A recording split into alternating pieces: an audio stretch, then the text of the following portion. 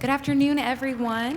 My name is Elena Morgan. I just started with Florida Senior Living Association as the new Medicaid director, and it is my pleasure to meet all of you and introduce the amazing panelists we have lined up for today's Medicaid session. So our first speaker that I'd like to introduce is Bryce Robinson. Bryce is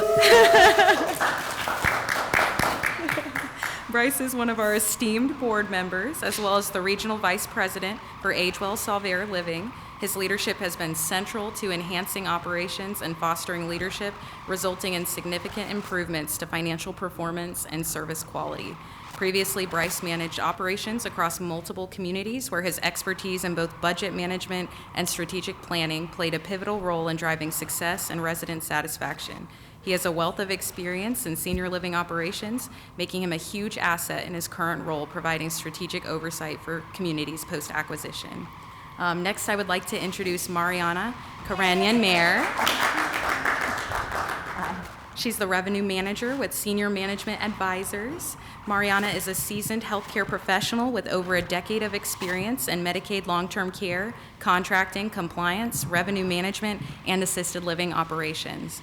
Mariana's work has consistently focused on advancing the interests of assisting living providers as they navigate the complexities of Florida's Medicaid long-term care managed care system. Mariana's goal has been to identify regulatory and financial burdens, simplify compliance processes, and advocate for thoughtful Medicaid reform that enables providers to participate in Medicaid programs more sustainably and effectively. And last but not least, I would like to introduce Julian Plana, Director of Provider Relations at Independent Living Systems, the parent company of Florida Community Care. We're so excited to have you. Florida Community Care is a comprehensive Medicaid health plan offering a range of services through its managed medical assistance and long-term care programs, which are tailored to meet the unique needs of its members. In this role, Julian oversees the provider network operations for both the long-term care and individuals with intellectual and developmental disabilities populations.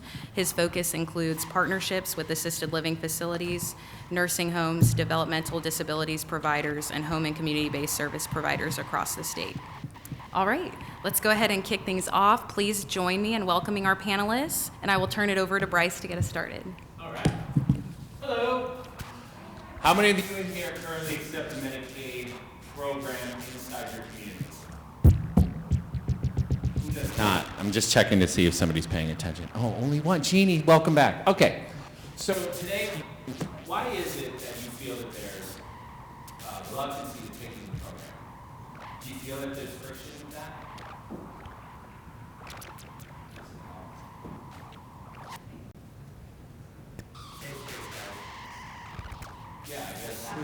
I guess what? Hey, hi-oh. So what are some of the reasons why operators or companies or owners are against it in general? The headache of the billing. I mean, the fear of not being paid. This is cutting out, but that's okay. What else? The perception of Medicaid versus private. Yeah, it's a big one, right? So we can classify that as a stigma. Would you agree? There's a stigma associated both internally and externally to accepting managed care. Oh, thank you. What are the roots of those? And really, what are they is kind of the key focus of what we are talking about today, because once we understand it, we can break through it. Once we break through it, we can implement it. And once we implement it, we can actually use it to create and drive occupancy and revenue for our owners and return value. Ready? So just kind of wanted to start this. Our slides aren't really informative. They're more of our conversation, so we'll pass that back and forth. But today, we're going to start with understanding the stigma. So as an owner of a senior living, the REIT or the bank or the private investment firm, what are some of the reasons why they don't want to take it? And that's really a question for the panel. So I'll start off by saying that owners are against it in general. Why do you think that is?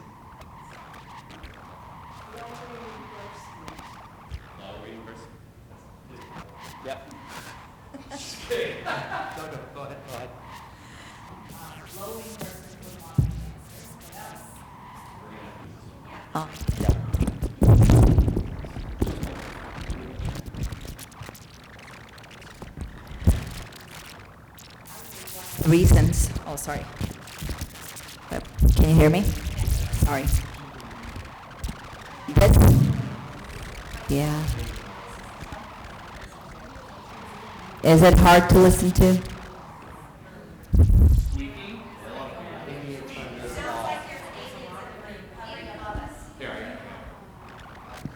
All right, this one dies.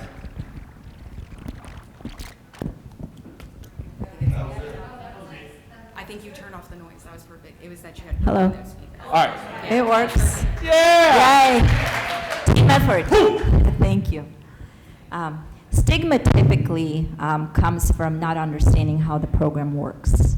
And I think as providers, we do need to educate ourselves, educate each other in this industry, and try to understand how the program operates in this space.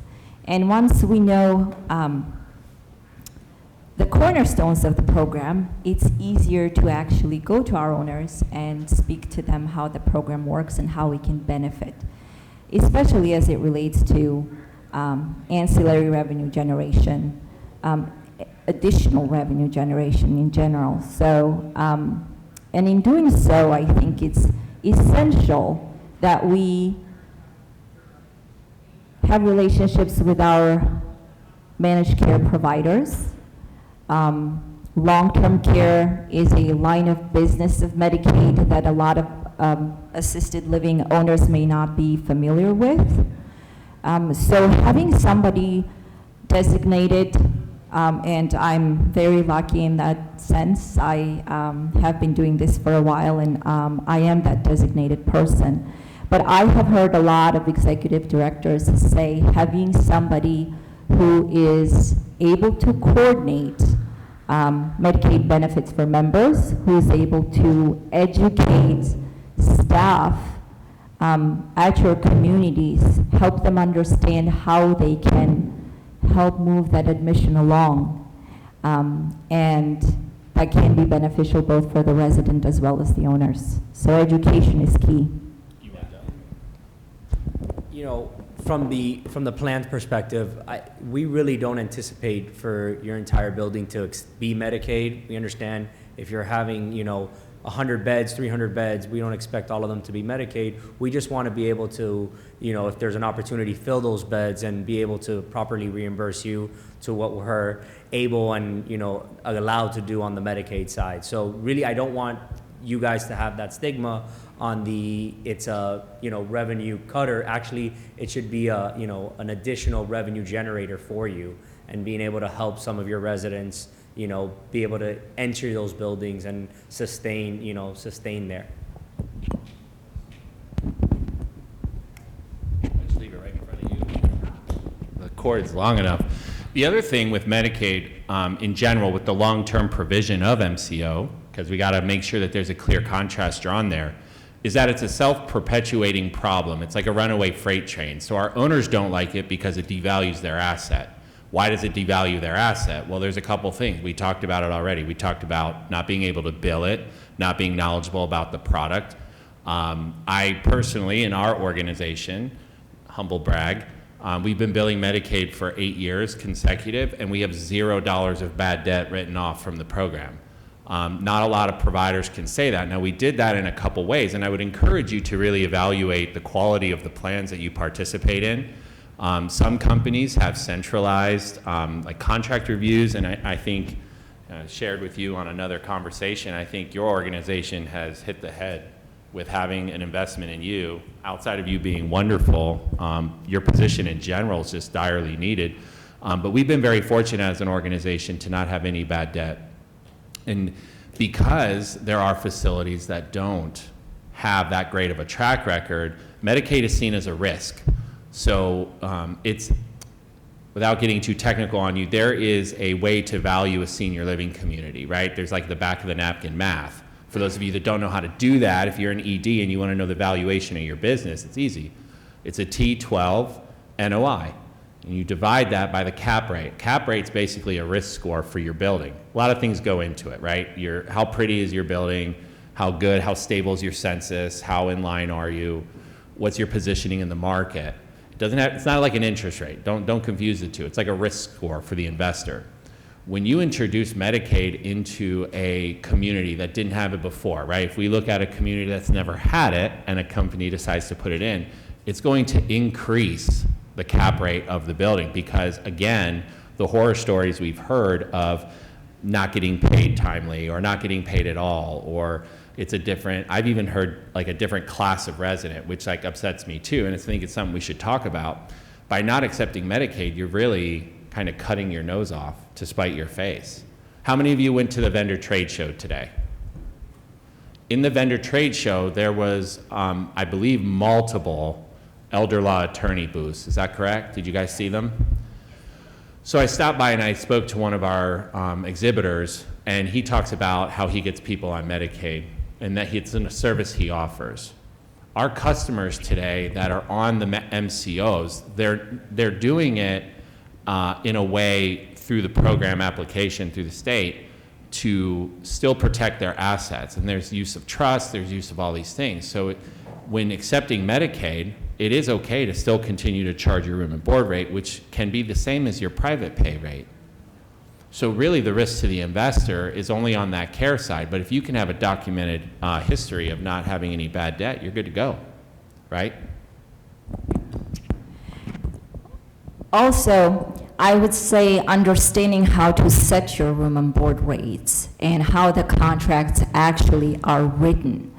When you understand that the contracts are based on Medicaid residents being in shared accommodations, and you can set your own rate, then you can capitalize on having those shared rooms and having 2 Medicaid residents in one room. And now you're getting, for one room, you're getting room and board rate plus level of care for 2 people. So you have to look at, you do need to look at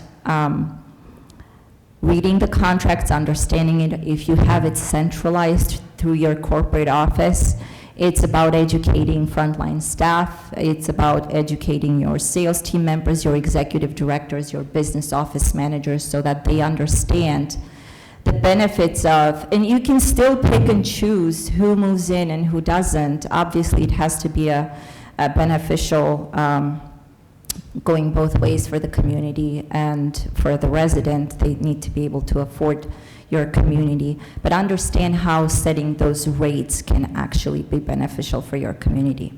Can I add one thing? So we're going to get to it later as part of a talking point, but when you talk about setting your room and board rates, if you're an ED in this room, I want you to picture your largest studio in your building. It's a simple exercise. I want you to pick that largest studio where you've had a husband and wife in it before, or even a 1-bedroom that could be converted for 2 people to live in. So think of a private room that's currently on your census, okay? Because I think the power of here is the illustration. You take that room, we'll do an example up here. Do you have a pen? Do you have one? I do. Can I have your paper? So think about this, right? Let's do a joint exercise. Throw out a room and board rate for an assisted living studio. Give me one. 4,000. Okay, that's memory care. I said assisted living. 4,000. Can we just do an even number? So a $4,000 assisted living studio is not unheard of. Would you agree? It's not unheard of. To Mariana's point, which was excellent, about bringing in 2 individuals, you can actually use the managed care plan Medicaid provision to increase your RPU. If I sell that to a private pay person right now privately, I'm going to get $4,000, and let's assume an average level of service fee of $1,000, right? Let's just assume it. So now I'm getting $5,000 for the studio. Versus if I follow the 60% rule, right? And every company's a little different, but a mentor of mine back in the day told me about the 60% in assisted living versus 70% in memory care. So on that $4,000 room, if you charge 60% of the room rate to each side, that is $4,800 all in now, because it grows your base rate by 20%, because now you have 2 people in there. Then you are a plan participant. Let's use FCC as an example. And depending where you are in the state, no, I'm just kidding. I'm teasing. It's a hot button. But then you get 2 FCC members, as an example, and let's say your reimbursement rate's $1,500. Let's just pretend, okay? That's listen, you and I, you hear, that's yours. She's a good negotiator. Oh, I know. I'm supposed to be in the ocean right now. All right, so then you're getting two at $1,500. So now you're getting $3,000 in care service. So now your total is $7,800 for a room that you would have only gotten $5,000 for private pay. But it also gives you another advantage. It now gives you a chance to send your salesperson out into the market with a price point, a price point of what is it, $2,400 starting at rate, and it allows you to advertise that starting at rate. And so what you can set your room and board rate for, in theory, for your companion co-living suite in assisted living. So this is the part of the math that capital partners, I feel, struggle with the most, is they see the risk of planned payment, they see the lack of knowledge in operators, and we're gonna get to it, but they also see a lack of advocacy and collaboration amongst operators in going to plans or going to Tallahassee and pushing. We'll get more to that in a little bit, but I just wanted to touch on that because you brought it up and it was a really good point.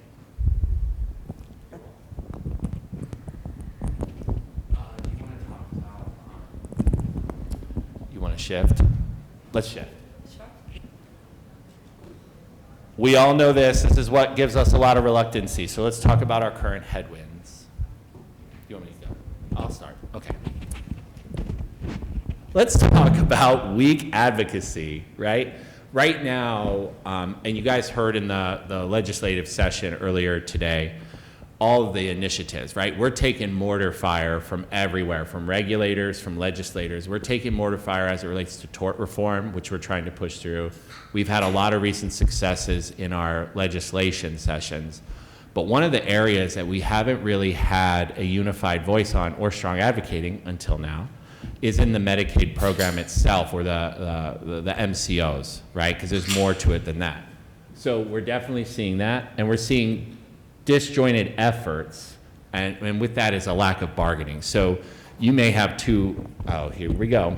You may have two operators in the same market, same county, same world, providing similar services with similar staffing and quality, and yet perhaps their contracted reimbursement rates are different. So I will hand that over here. Why is that? I'm just kidding. Yeah. So it's a little bit of a loaded question for sure, but I just want to reiterate the fact that, I mean, again, we're able to, you know, our reimbursement schedule comes from ACA, comes from the Agency of Healthcare Administration. And you know, we're trying to be able to get a model over to you guys that is profitable for us and profitable for you guys as well. It is a little bit difficult. I will say the biggest, you know, advocate that I could do is have a relationship with us. We want to sit down with you. We want to understand the opportunities there are in your buildings. We want to be able to grow our census. We want to ask for the business. And at the same time, we want to make sure it makes sense for you. Like I mentioned before, not 100% of your building we expect to be Medicaid, but if there's opportunities for any MCO in the state of Florida that's able to help you grow and build your census, we want to make sure that we could do that for you. As far as the rates, we're tied to, you know, the region rates, so I'm not sure if you guys know that in ACA the region rates they were 11 regions, now there's 9. Know what your region is. Know what your region is. The rates that are reimbursed are a blended rate, so not every single MCO is going to pay you the same rate. Be aware of that, but the more information that you have, the better you'll be. I can add to that a little. Talking about the regions, you can actually locate your county on the ACA website. They have a map guide that can show you how the state has divided up the regions and who are the managed care providers in each region. Just keep in mind that not all the managed care providers were granted contracts statewide, so they operate in certain areas, and knowing who operates in your region is going to be key. And they also stay fairly competitive depending on the plan, they may offer different benefits in addition to the cap rate. So understanding how they operate in each region and understanding the benefits that members individually have on the member side, and understanding that assisted living facilities get additional reimbursement if certain criteria is met, is going to be essential in you making that decision. Should I take that Medicaid resident, or should I transition one of my current residents to Medicaid, because they've been with us for so long, they've done the spend down, and now they're on the brink of moving out if I don't convert them. So knowing what region you're in is essential, and know who the operators are, and then once you decide who you're contracting with, then learn about the individual benefits that the member gets, as well as the additional benefits that you may capitalize on as an assisted living community. Are any of you here affiliated with any nursing homes? No? So on the nursing home side, the rates are established by ACA, right? Their daily per diems are established by the state. So we really don't have, nor does the provider have, any bargaining power. But at the ALF level, you guys do. The reason why I bring that up is even at the MCO level, so you guys could understand, the rate between myself and a Humana or a Sunshine, even in that county, might be a little bit different. And the reason for that is the home and community-based ALF and homebound members get a different rate as a non-home and community-based member. So based on the health plans, membership in that region, there might be a variation in the rate. I will say, for the most part, she is absolutely right. The rates are pretty competitive, but there's always an opportunity to sharpen your pencil and to get as much possible out of that MCO. You just have to know not only what region you're in, who's your contact person. So for Florida Community Care, for example, I have 9 individuals across the entire state that are my account executives. They are in each of your regions. They live in your areas, so you should have a relationship with each and every one of them and be able to discuss those rates. I know you guys work very closely with mine and have a good relationship with her. I have to add. Okay, please. I have to add this. So, again, going back to one of our challenges is the fact that we don't have advocacy, or we're kind of disjointed a little bit as operators. I learned something just, 3 days ago, 2 days ago, for the first time. Like, in Florida Community Care, if you have somebody that's currently a member in a long-term skilled nursing facility under the FCC program, they have a flag on their list. It's an internal marker for them because they're paying that higher reimbursement rate that's set by the state.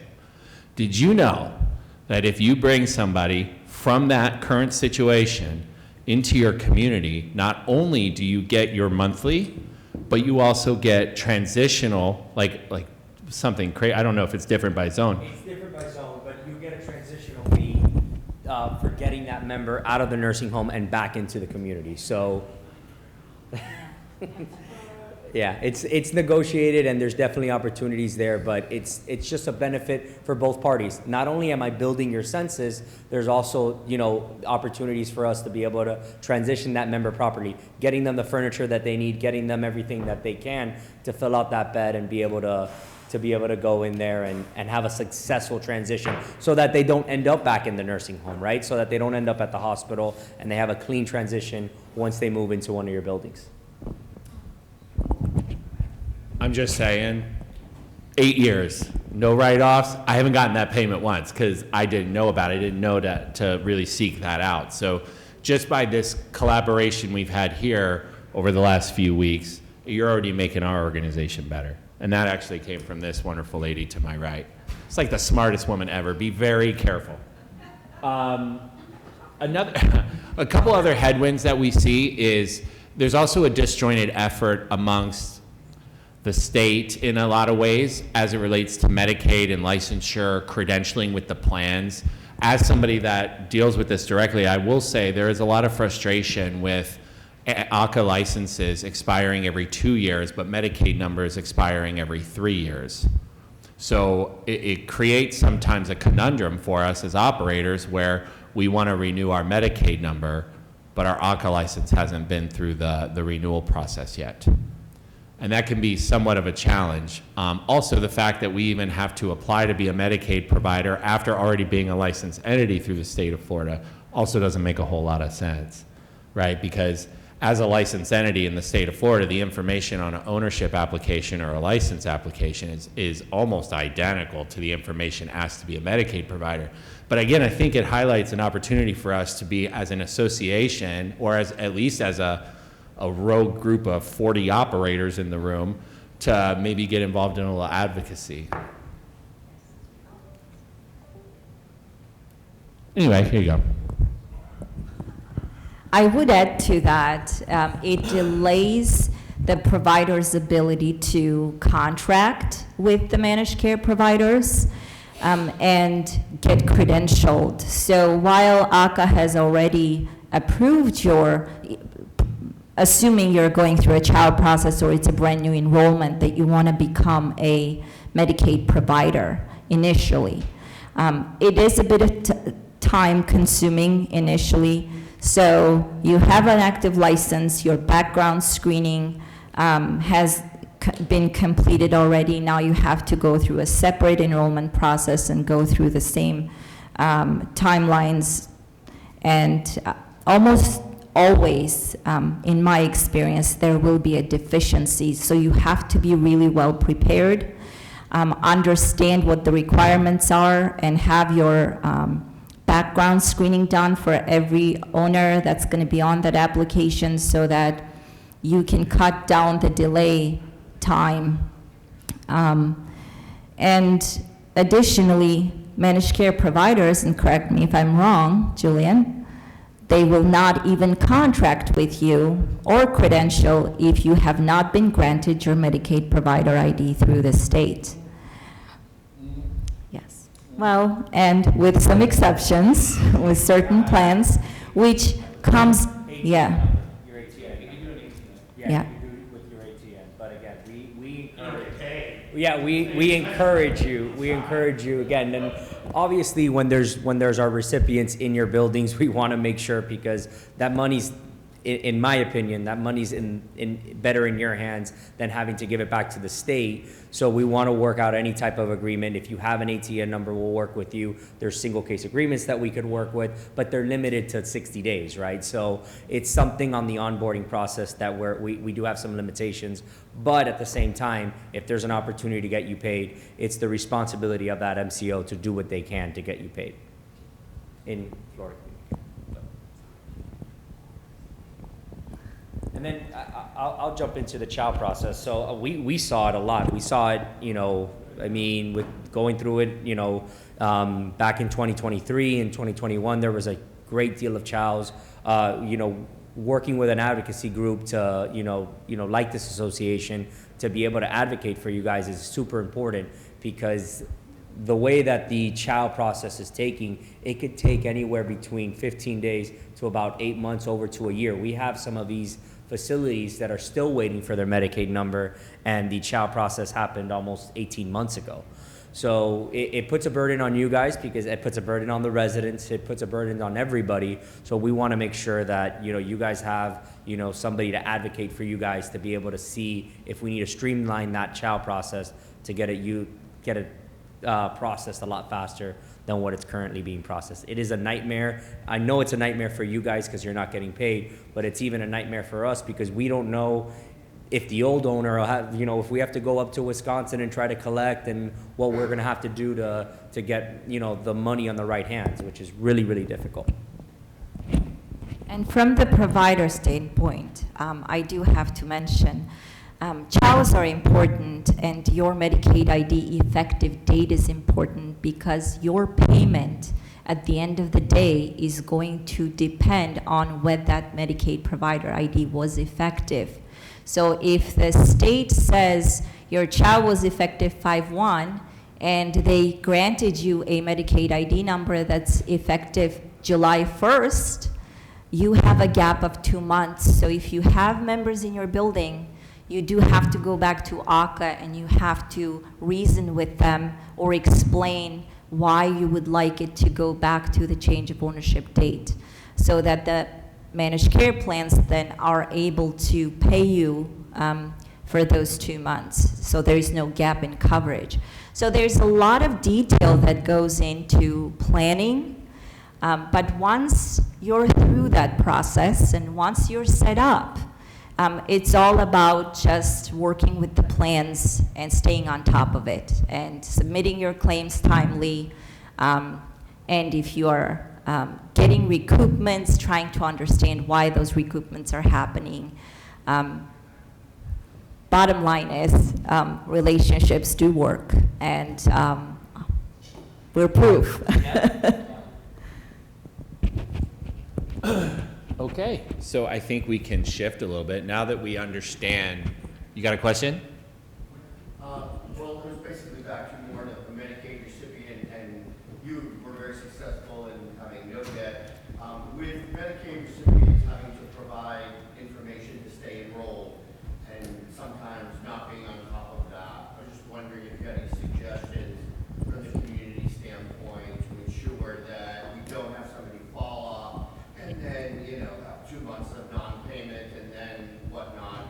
I mean, I know that there's a website and whatnot, but, you know, we don't have social workers. I didn't know if you guys had any suggestions or thoughts on that. Absolutely, great question.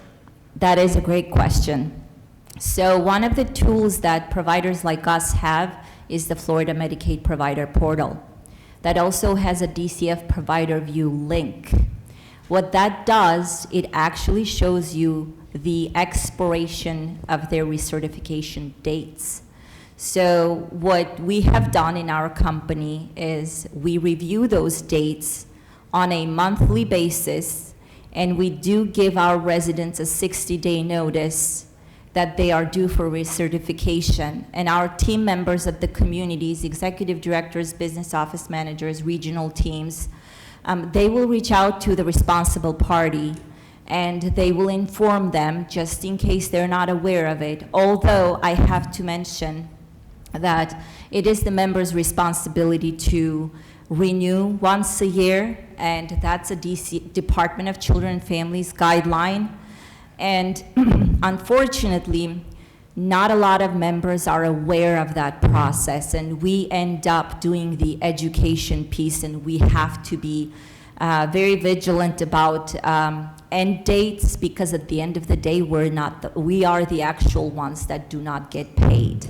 So we need to make sure they stay certified. Sure.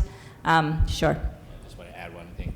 And I think here, we're not the only ones with skin in the game, and it was something that you know, hopefully you could speak to here, Julian, is we're not the only ones, because when they get disenrolled, we're not the only ones that stop getting paid. Right, boo-boo? Yeah, so, I mean, he's going to lose out, or the plan administrators in general are going to lose that money. And then the resident loses all the ancillary benefits. So there's skin in the game for all three of us. And you had mentioned during a previous conversation about the involvement of your community rep or the case managers doing visits. I don't know if you wanted to talk about that. Yeah, so each of our residents have a case manager. Their ratios are 1 to 60 in the home and community-based side. So, and especially in the ALF, they should be visiting those facilities pretty consistently to make sure that things like this don't happen. Now they couldn't. I don't want to admit to anything, but I think that that's something that you really have to speak to, not only with your provider relations account executives, but with those member care managers as well, that they're getting to your buildings, and they really should be an advocate to your buildings. If I have a building that has, I mean, I could give one of your buildings as an example, 25 to 40 residents there, that case manager really should be there maybe twice a week almost, visiting that facility, being there, because she has that critical mass of members, and it should be one case manager for all 40 of those residents, and that, you know, to be on top of that, on top of their visits, on top of anything, and also the redetermination that comes up, because I don't want members to lose eligibility, because he's right, we won't get reimbursed either. So it's important, and everybody does have a skin in the game. And the challenge really is when they do not recertify, they will automatically drop their long-term care managed care coverage. When DCF decides to retro reinstate their Medicaid, their long-term care will not be retro reinstated. So you have to go through a complaint session with ACA, and I do have to say it's been working for us particularly. And once you file a complaint, it takes them a few business days, but they do reinstate, so there is no gap in coverage, and we're able to bill and collect. You just can't sit and wait on it too long, because if you go over your timely filing guidelines, then you, even if ACA reinstates the effective date of long-term care, now you're faced with dealing with denials, because now that claim may be older than 6 months, and you have to go through now waiting through the their processing timelines, which may take around 45 days for you to get your payment for those timely filing months. Well, I think now it even, yes, sir. I have a question regarding one of the challenges that we've experienced as a community is during the sales process, and when they have visited multiple communities that all accept Medicaid, there's inconsistency with the way that individual communities handle that Medicaid versus just taking away the care costs or bubbling everything up and then taking off the amount that they get from the MCO. Why is there that inconsistency in the way that individual communities are handling the Medicaid funds that are coming in? Just because he's heard me answer this question 500 times, I'm going to hand it to you because he needs to hear it from you, my friend. Get him. Get him, Mariana. Get him. Well, I think every community is different, and at the end of the day, it's a business decision.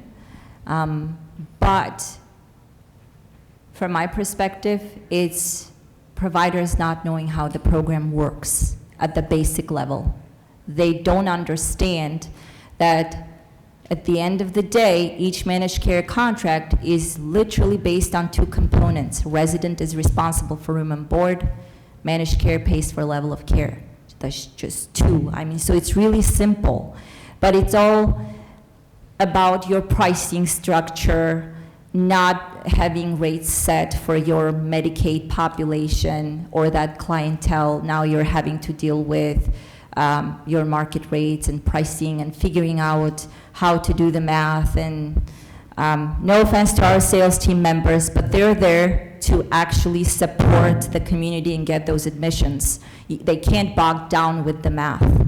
And unless you do that education piece with them and help them have those tools to understand how the program works so that they actually help move the move-in process along. But it comes, I think it's a leadership decision. They have to understand how the program works. They have to set their rates, and they have to then decide if they're going to take that Medicaid admission or not. But each community is going to be different. I just had one point. And I think, again, it goes back to the disjointed efforts of operators, because clearly your company has made a conscious decision and looks at it in a way of empowering your sales team, right? And we have been blue in the face trying to teach our sales team. I think the question is for non-member communities or communities that are not explaining it the right way to the customer, the perception is more of, well, hey, they give me the full credit for the plan, not just off the care. And there are some very large providers that make that a standard practice. So for us, the ones that are actually following the agreements as written to our room and boarding care, it's incredibly frustrating as a participant when our neighbors, 5 miles away, 2 miles away, are cutting deals. But I want to underscore something you said, which is that the room and board rate is set with the state. However, it is a private negotiation transaction between community and client. So what we also see is somebody that says, oh, well, they're taking that off my total bill or whatever it is. Really what they're doing is they're giving a permanent R&B discount of the amount of whatever, which was a private negotiation, which is purely allowed. And I think, again, as a Medicaid participant or an MCO plan team member, what are we called? Is that it? Can we go with that? We'll go with that. Team member of an MCO or a cog in the wheel. You have to also know your value when you're selling this. And I think that that's part of it when we were talking about coming back and taking a look at negotiating some of those rates. If you feel that your community offers delineation compared to the others in the market, maybe you offer 24-hour nursing, or maybe you offer an elevated license, or you've renovated your building and you're a better physical plant product, or you run better staffing, is 100% okay in the sales process, showing your value and sticking behind it. Pretend that that person didn't have Medicaid or a member of an MCO. You don't have to follow, and there's another saying that I use sometimes, which is you don't have to follow your competitors into bankruptcy. Know your worth and stay fast. It's true. You don't have to follow them. It's not whenever you get into a market competition where you're cutting rate and you're racing to fill beds, you're racing to the bottom. And it's okay to have your rate set. But again, having that relationship with the case manager for the plan's participants in your market, they can also kind of jump in here, because if they're coming to you on Medicaid and shopping you with Medicaid, and this is a great question for you, Pilar. Not Pilar. Oh my God, Julian, shoot me in the head. It's a great question for you. When a member is enrolled with Florida, let's use your company as an example. When a member is enrolled with Florida Community Care and they are shopping options, whether they live at home right now and they just got approved and now they're coming, or they're at a current community or long-term, it doesn't matter. I'm assuming that as a member, they already have a care manager or case manager assigned to them. And would that person play a role in explaining to the customer themselves, not just this gentleman trying to explain why he's got to apply it this way, but like, are they going to help support and echo that? Yeah, absolutely. So, and I really want to reiterate this, because it's also a misconception that I get from a lot of ALFs. I don't share my rates to any member of what I pay you guys, right? That is a private agreement between us as the MCO and you guys as the ALF. That is a strict agreement. The only thing that we work around is what the room and board is, to see if that member qualifies to fit and can afford to live at your facilities. So at the same time, you know, that's a great point. We need to be the advocate for you guys to be able to explain to them, you know, that if we ever raise your rates or anything that's not going to take anything off of the members' room and board. That's an agreement between you and the member directly. We don't get involved in that. We just want to make sure to facilitate that member is able to afford it after our Medicaid reimbursement is in there. I have another A follow-up question to that. So while you're explaining that, it made me think of this question. So as a plan participant, Community X, they have a contracted rate with you and it's private. If a resident or if a member presents themselves to the community for admission, is it ever possible to have a single case agreement for that resident, perhaps increase the reimbursement just on that one person? Oh dang, oh my God.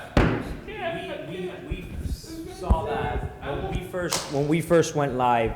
We saw that a lot, right? Because we understood, especially that we were getting members that if you guys wouldn't take them, the only other option would be to take them to a nursing home, right? So those specific cases, we would absolutely say, well, your rate is this, we could afford to give you this, but for this one member, it's an isolated case, we'd give you a single case agreement and you would get reimbursed differently with that one member. And maybe it's something like, can you give an example of why that might occur, like needs? Right? Yeah, it was all need-based. I really don't want to give out one specific, because I don't want to, call out any member specifically, but it was basically needs of the member, that if there was no other, again, a lot of it might have been rural area as we were going in. That would be also based on geography. We wanted to keep them in a home and community-based setting as opposed to sending them off to a nursing home, but there's definitely various examples that we could discuss. Does that go to you or to like the rep? That would go to me.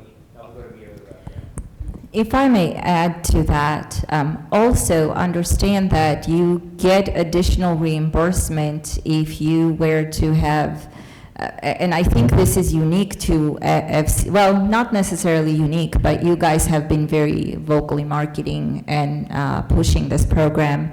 on the Medicare Advantage plan. So if your members, if we have FCC members that are enrolled in the long-term care plan and they happen to be enrolled in a Advantage plan, Medicare Advantage plan, that the facility would get additional benefits. So our census, 95%, very similar to your buildings, 95% of our census are dual eligible. So in various areas throughout the state, in Dade to Palm Beach, all of Central Florida and parts of North Florida, we have an ISNP and an IE plan, which is Medicare Advantage. We offer additional dollars to the facility. Again, this is negotiated directly to the facility on working on some care coordination pieces, and to that, and we would be able to reimburse you with additional dollars for those members as well. So again, there's additional benefits, like instead of a regular case manager social worker, the case manager would then become a licensed registered RN, and additional benefits to that as well. And there is no additional documentation required. We're already doing the work, so it's just an added benefit. So if your member is enrolled and qualifies for your benefits, you would get additional reimbursement. So it's something worth looking into. And again, I just want to underscore how much, again, I've learned from the two of you, just having the opportunity here through the conference and through advocacy on this program. And I mean, like I said, to open our session, one of the things I'm most proud of is I haven't had bad debt on the Medicaid program before. I have a feeling if I don't make some changes that you've highlighted, I might be at risk for that one day, but thank you guys for everything. So I think a really cool way to wrap this up before we talk about where we go from here is, why don't each of us give one best practice or one pro tip to the audience as a parting thought for us? Would that be okay? Start with our man. Just your best tip. Yeah, just again, like Bryce said, know your value. You bring value to to all the MCOs on the Medicaid side. We appreciate everything you do. There are members, but they're in your buildings. They're dealing with your administrators. They're living with your guys every single day. We appreciate what you do. Know your value. Have a relationship with your account executive. Have a relationship with your care manager. Really get to know us, because it's our duty as the MCO to really, provide as advocates for you guys and get the best out of the quality of care for the members. So thank you, and thank you for the opportunity. The tip I have would be, get the most value of your Florida Medicaid provider portal. There are usually a lot of announcements that have to do with rule changes, guideline changes, and always keep your provider portal ownership information updated. Whether you are on the new owner side or the old owner side, that information is essential to ensure that either one of you going through a child process will not face any delays. So otherwise, and always have at least 2 or 3 administrators on that account. If you have one administrator and that employee leaves the company, you're not going to have access to it. Your billing depends on checking eligibility for every member you have in your facility. If you don't have access to the portal, you can't check their eligibility. You can't submit claims on members that are not qualified for long-term care benefits. So in fact, it's a contractual requirement by a lot of the managed care providers that you have to check eligibility before you submit a claim. So get the most use out of your portal if you can help it. Love it. I'm going to take the easy way. Ditto. No, I think that there needs, and the question that was asked earlier, I think was kind of case in point of some of the stigma attached to the owner side, which is the bad debt, the disenrollment, the renewal. So my official pro tip for you is to come up with a tracking mechanism, whether it be a monthly task when you're sending out billing, or maybe it's, when you're doing an aging report to your home office or to your ED. That's a good time. Have it on a cadence have it on pre-prescribed so that you're sending out those 60 days in conjunction with your plan partners. And thank you for being here today. We didn't fry you too bad. It was pretty good. But the scripted way to go is to get involved. Please, we are, as an organization, trying to move forward. And one thing I've learned in my journey is when you come here and you get to sit with professionals in your space and different perspectives and skill sets and organizational experience, it really can elevate us as a whole. And I think that there is a giant way for you to get involved to make our industry better. Because it's not about what fixes my problem today. Payer diversification is needed. And the silver tsunami everybody talks about, it's coming in with way worse savings rates, way worse retirement account balances, the whole nine. So it's critical to our industry as a survival. And then I'll hand it off. Absolutely. So I really appreciate our panelists. If you guys can give them a round of applause. They're fantastic. So I know we're at time, so really quickly, I'd like to just say that we do have a Medicaid committee here. Here's all my contact information, our website, so feel free to take a picture. I can hand out some business cards as well. But we did just want to say this launched just recently in January of this year. So our current board member that is leading our committee is going to be Pilar Carvajal. She's the founder and CEO of Innovation Senior Living. So she is our chair, and we're both just so excited to collaborate with all of you to develop and advocate for innovative policy changes that will better serve facilities and their residents. Today, I guess our big request is just to engage. That's our theme, and we're just so excited to hear from all of you, gather as much information as we can from community providers, and work on anything we can for those of you that have Medicaid eligible or enrolled residents. We plan to continue doing surveys and meetings throughout the year to gather as much data as we can to advocate for necessary state policy and legislative changes. So thank you again for joining us. A special thank you again to our great panelists for sharing all their expertise. And this is our code for the session, so please make sure you put that into the app. That way you can get any credit that you need to. All right. Thank you guys so much. Thank you.